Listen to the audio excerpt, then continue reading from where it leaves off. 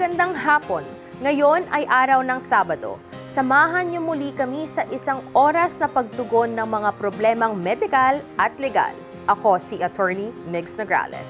Ilalapit ang serbisyo ng pamahalaan direkta sa taong bayan. Anuman ang hinaing ng publiko, bibigyan agad ng pansin at ng agarang aksyon dito sa House at Your Service.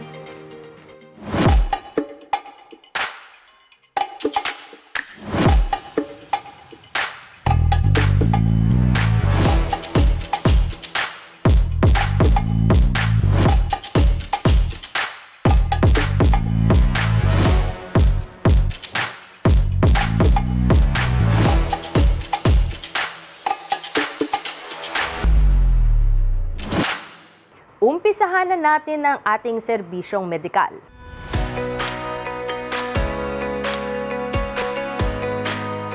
Kung inyong maaalala, dumulog sa ating programa ang mag-ina na sina Nanay Julie de la Peña Binasoy at ang kanyang 9 years old na anak na si Princess. Ang kanilang hinaing ay ang lumalalang sakit na scoliosis ni Princess. Dahil dito ay agad tayong tumugon sa tulong ni Congressman Jude Asidre ng Tingog Party List at nabigyan ng brace jacket na worth 24,000 pesos. At sa pamamagitan nito ay maaalalayan na ang likod ni Princess. Ang buong kwento at ang iba pang natanggap na agarang tulong, balikan natin at panoorin natin ito.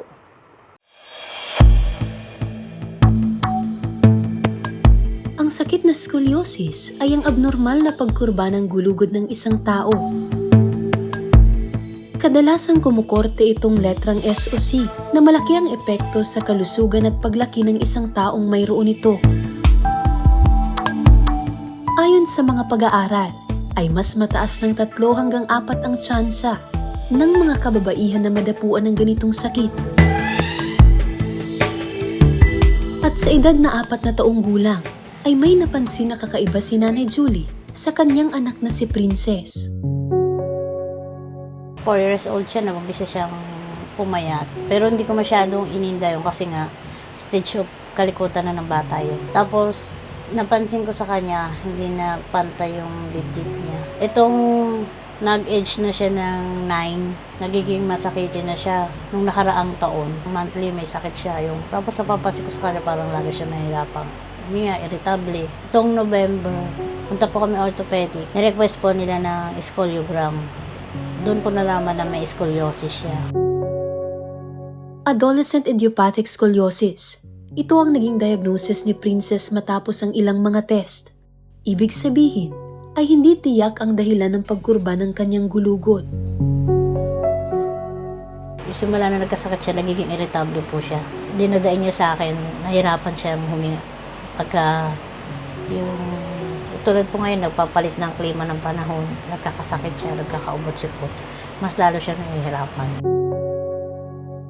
Upang maagapan at maalalayan ang unti-unting pagkurba ng gulugod ni Princess, ayon sa doktor, ay kinakailangan niyang magsuot ng isang brace jacket. Kailangan may body brace siya. Para habang lumalaki raw po siya, sumusunod yung pinakabuto niya. Hindi siya masyadong maging kuba. Yun daw po yung magiging malaking tulong ng pagpapasukat ng body brace. Ang brace jacket ay isang uri ng aparato na makakatulong itama ang postura ng gulugod ng taong may scoliosis. Makakatulong rin ito upang maibsan ang mga side effects na dala ng sakit, tulad ng pananakit ng likod, hirap sa paghinga at iba pa. Naiintindihan ni Nanay Julie ang kahalagahan ng aparatong ito para sa kanyang anak. Ngunit sa kinikita nilang mag-asawa ay hindi rin lingid sa kanyang kaalaman na mahihirapan silang mabili ito. Time na yun po talaga, sabi ko paano po kaya kami makakaano kasi syempre time po yun, walang trabaho asawa ko, on-call construction lang siya. Kano lang naman din po yung kinikita niya. Ako rin po magkano lang kinikita ko. Paano kaya namin masusurvive yung pangangailangan niya. Ganun po talagang hindi namin kakayanin. Kaya, syempre, magulang ako, nanay ako. Gagawin ko lahat para lang sa anak. Pag meron pong nagpapalaba, o kaya magpabanday ng bata, kaya magpalinis ng bahay. Malaking tulong na po sa amin yun. Pero magpapalaba. Salamat. Pag wala po, wala po. Pinapalalangin ko na hanggat sana bago man dumating niya yung mawala ka na sa mundo ng tatay niya, yung nasa mabuti silang kalagayan. Lalo na po siya. Kasi syempre po, hindi ko alam kung anong mangyari sa kinabukasan. Kaya sana lumaki siyang normal, yung mabuti ang buhay niya. Yun lang po.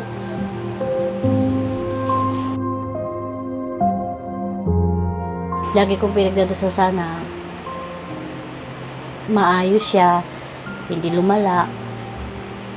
Kasi hindi naman po natin alam ang mangyayari sa panahon. Diba po? Ayun ang inaano ko sa kanya. Yung sana makatulong, malaking tulong sa kanya yung paglalagay ng brace para hindi po siya lumala. Gusto daw po niya maging firefighter, yung maging bombero. Para daw po makatulong siya doon sa mga nasusunugan. Sana po matupad yung pangarap niya.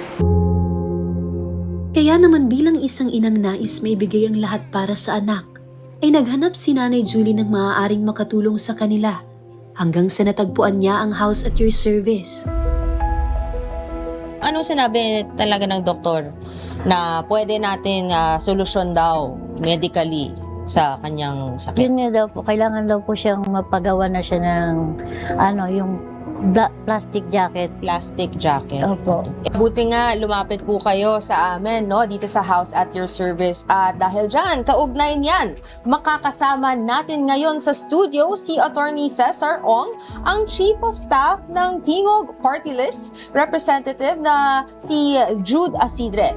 Magandang araw po, Attorney Ong. Magandang araw po, Attorney Migs. Magandang araw po, Kung Zia. At sa lahat po ng tagapanood ng ating programa ngayong araw. Ano ba ang pwedeng maitulong ng Tingog Party List? Nanay Julie at Princess, ang gusto po ipaabot ng Tingog at ng opisina ni Kong Jude Asidre na narito po kami.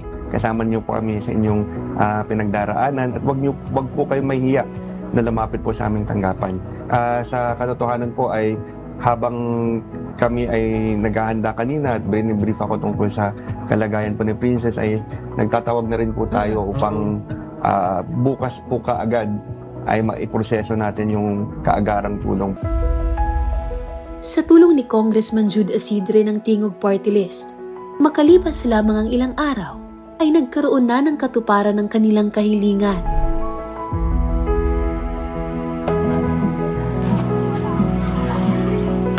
Good morning po, Ma'am Judy. Napanood ko yung episode nyo and nakaka-proud. Tara na po, siya si Princess. Pasok po kayo.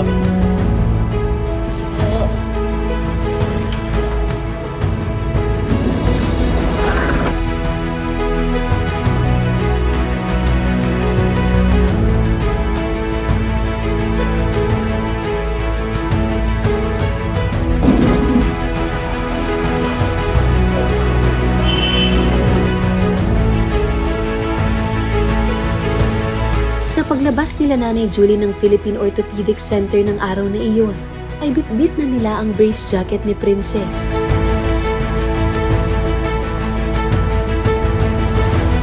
Bumisita rin sila sa opisina ni Congressman Jude Asidre upang personal na magpahatid ng pasasalamat.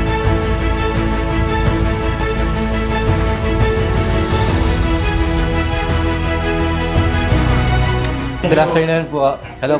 Felix from House at Your Service po. Hello. Yes po. Ngayon ko ang kasama po natin yung beneficiaries na naidulog po sa inyong office. Si Ma'am Judy at si Princess, sila po yung naipalabas po natin last January.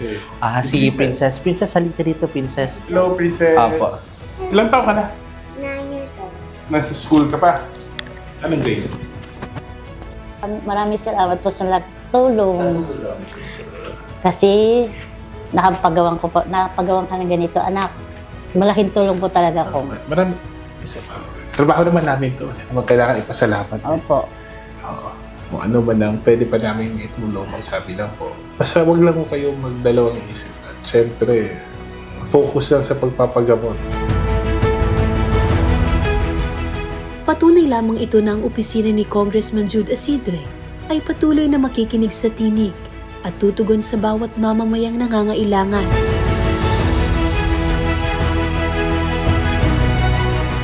Matapos ang ilang araw, ay muling binisita ng Team House at Your Service sila Nanay Julie at Princess. At dito ay ibinahagi niya sa amin ang isang positibong balita. Bago siya nag-brace, ang sukat po nung ano niya ay nasa 12 cm daw po. Inulit po yung assessment sa kanya. Naging 10 na lang yung sukat ng ano niya. Malaking tulong din naman po yung pagsuot niya ng body brace. Tumutuwid daw po yung katawan niya. Medyo nababawasan yung pag-umbok ng likod niya. Nagpapasalamat pa ako kay Kong Jude Asidre para sa malaking tulong na naibigay niya po sa pagpapagawa ni Princess Elijah ng plastic body jacket po niya, brace. Malaking tulong po na maging maayos po yung paglaki niya, maging normal yung pamumuhay niya. Kay Attorney Mix tsaka kay Kong Zia, maraming salamat din po. Kundi po dahil sa inyo, hindi ko po makikilala si Kong Jude Asidre. Maraming salamat po sa House at Your Service po. Maraming salamat. Kapansin-pansin rin na mas naging masayahin at mas libong bata si Princess. Nakikipaglaro sa mga kapatid, nagbabasa ng libro, nagdo-drawing, regular na pumapasok sa eskwelahan, nag-aaral, unti-unting inaabot ang kanyang pangarap. At bago kami umalis sa kanilang munting tahanan, ay isang pasasalamat ang ibinahagi sa amin ni Princess. Hi everyone, my name is Princess Elijah B. Sarcelio and my age is 9. And I want to be a firefighter one day. Thanks for helping me get my brace jacket. Because of that, I can get my dream come true someday.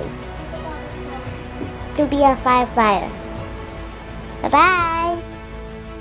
Thank you for helping me. Ang ganitong mga kwento at mga patotoo ang nagbibigay inspirasyon sa aming programa upang magpatuloy na magbigay ng tuwid na daan patungo sa pangarap ng ating mga kababayan. Dahil ito ang House at Your Service.